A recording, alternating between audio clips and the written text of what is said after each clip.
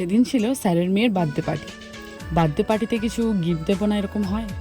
আমি ভাবলাম আমার মতো করে কিছু একটা গিফট দেওয়া যায়, তাই আমি একটা পোর্ট্রেট রেডি করেছিলাম, ওয়াটার কালারের পোর্ট্রেট। আগে থেকেই তার জন্য স্যারের কাছ থেকে কিছু আমি ছবি চেয়ে নিয়েছিলাম, যেখান থেকে একটা ছবি পছন্দ করে আমি আমার কাজ শুরু করেছিলাম। ছবির রিভিউটা পরে দেখাচ্ছি। পরের দিন সকালেই বান্ধবীরা সবাই মিলে রেডি হয়ে চলে গেছিলাম স্যারের বার্থডে পার্টিতে। এখানে 2জন বান্ধবী আছে, বাকিদের সাথে আমার পরে দেখা হয়েছিল।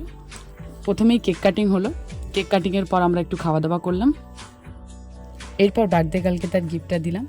ভেবেছিলাম ভালো লাগবে না হয়তো, তবে গিফটটা সবার খুব ভালো লেগেছে, আমি এটাতেই খুব খুশি। সেদিনের মতো সবাই এনজয় করে আমরা বাড়ি চলে এলাম। ছবিটা কেমন হয়েছে সবাই অবশ্যই জানাবে। দেখা হচ্ছে পরের ভিডিওতে, ততক্ষণের জন্য টাটা।